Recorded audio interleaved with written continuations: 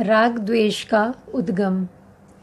जैसे ही कुछ सुखद लगा वैसे ही मन का एक हिस्सा प्रतिक्रिया करने लगा, ऐसा तो और चाहिए, ऐसा तो और चाहिए, ऐसा तो बार बार हो, चाहिए चाहिए चाहिए की रट लग गई।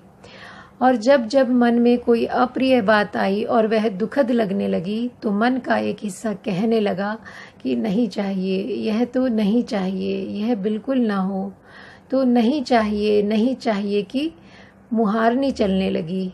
यह जो चाहिए चाहिए की प्रतिक्रिया चलने लगी, भारत की पुरानी भाषा में उसे राग कहते थे, लोभ कहते थे, आसक्ति कहते थे।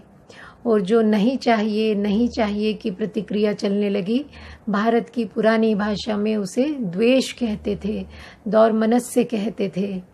बात समझ में आ गई, अपने मन का स्वभाव देख लिया। मेरा मन प्रति क्षण या तो राग रंजित रहता है या द्वेष दूषित रहता है, तो किसी बात को सुखद मानकर राग पैदा करता है या दुखद मानकर द्वेष पैदा करता है। यह सच्चाई सामने आ रही है, यह धर्म सामने आ रहा है, यानी अपनी प्रकृति सामने आ रही है, अपना स्वभाव सामने आ रहा है। इस समय मेरे चित्त का ऐसा स्वभाव है, जब देखो तब राग पैदा करता है, जब देखो तब द्वेष पैदा करता है, और इसी कारण बड़ा व्याकुल रहता है। अपनी व्याकुलता समझ में आने लगी। यह बहुत नन्हा सा कदम है, इसके आगे की बात बाद में समझेंगे। अभी तो इतना ही जाने कि सांस को जैसा है वैसा देखने से केवल सांस के बारे में ही नहीं, केवल शरीर के बारे में ही नहीं, बल्कि अपने चित्त के बारे में भी जानकारी होना शुरू हो जाएगी।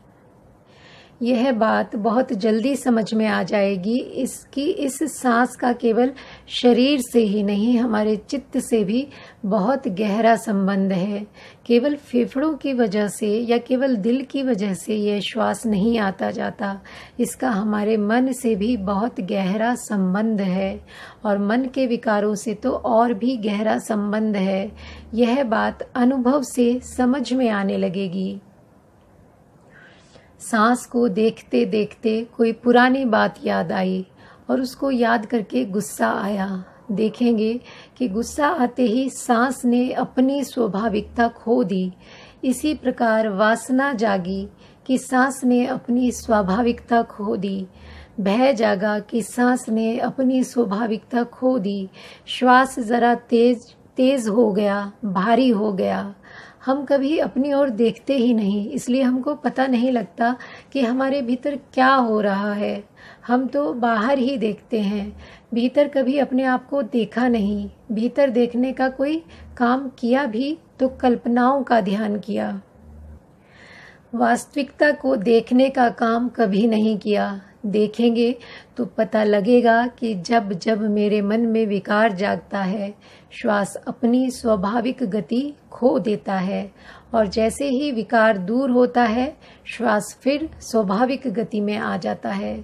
तब समझ में आएगा कि इस श्वास को देखने का काम महापुरुषों ने इसीलिए सिखाया कि श्वास को देखते देखते हम अपने मन को देखने लगेंगे, अपने मन के विकारों को देखने लगेंगे, अपने विकारों के उद्गम को देखने लगेंगे और उनसे छुटकारा पाने के तरीके को समझने लगेंगे।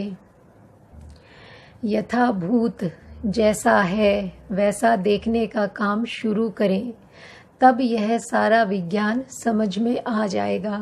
परंतु जैसा है वैसा नहीं देखेंगे और उसके ऊपर कुछ आरोपित करने लगेंगे तो कुछ समझ में नहीं आएगा। हमारी यह मान्यता, हमारी वह मान्यता अच्छी और बिल्कुल सही हो तो भी अथवा गलत हो तो भी उसको एक और रख दें। इस समय मान्यता का ध्यान नहीं कर रहे, इस समय हम सत्य का ध्यान कर रहे हैं जो अनुभूति पर उतर रहा है। इस समय हम धर्म का ध्यान कर रहे हैं जो उसका स्वभाव है, जो उसकी प्रकृति है। इस शरीर की, इस चित्त की क्या प्रकृति है, उसको हम अनुभूतियों से जानने का काम कर रहे हैं।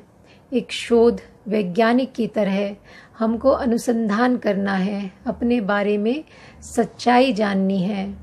दार्शनिक मान्यताएं अपनी जगह हैं, यह मान्यता ठीक होगी या वह मान्यता ठीक होगी, कोई भी मान्यता ठीक नहीं होगी। अभी इस उलझन में क्यों पड़े? इन मान्यताओं को एक और रखें, इन्हें बीच में नहीं आने दें।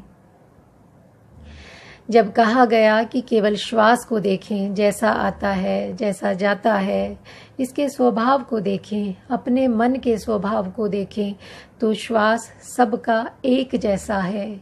श्वास ना हिंदू है, ना बौद्ध है, ना जैन है, ना मुस्लिम है, ना ईसाई है। और यह हमारा चित्त जो पागल की तरह प्रतिक्रिया करता है, विकार जगाता है, वह भी ना हिंदू है, ना बौद्ध है, ना जैन है, ना मुस्लिम है, ना ईसाई है। प्रकृति के नियमों को एक वैज्ञानिक की भांति जांचने के लिए बैठे हैं। हमको किसी संप्रदाय में दीक्षित नहीं होना है कि आज तक हम अपने आप को जैन कहते थे, कल से बौद्ध कहने लगे, या बौद्ध कहते थे, कल से हिंदू कहने लगे, मुसलमान कहने लगे। इससे क्या मिल जाएगा? अपने को चाहे जिस नाम से पुकारे, क्या अंतर पड़ता है? हमें अपने चित्त के स्वभाव को पलटना है। चित्त का वह स्वभाव जो हमेशा मन चाहे को देखकर उसके प्रति आसक्ति पैदा कर लेता है, राग पैदा कर लेता है। चित्त का वह स्वभाव जो अनचाही को देखकर द्वेष पैदा कर लेता है, उस स्वभाव को कैसे पलटें? उस स्वभाव को नहीं पलटेंगे तो दुखी ही रहेंगे। अपने आप को हिंदू कहकर भी दुखी रहेंगे, बौद्ध कहकर भी दुखी रहेंगे, मुसलमान कहकर भी दुखी रहेंगे, जैन कहकर भी दुखी रहेंगे, ईसाई कहकर भी दुखी रहेंगे, और हर हालत में दुखी ही रहेंगे।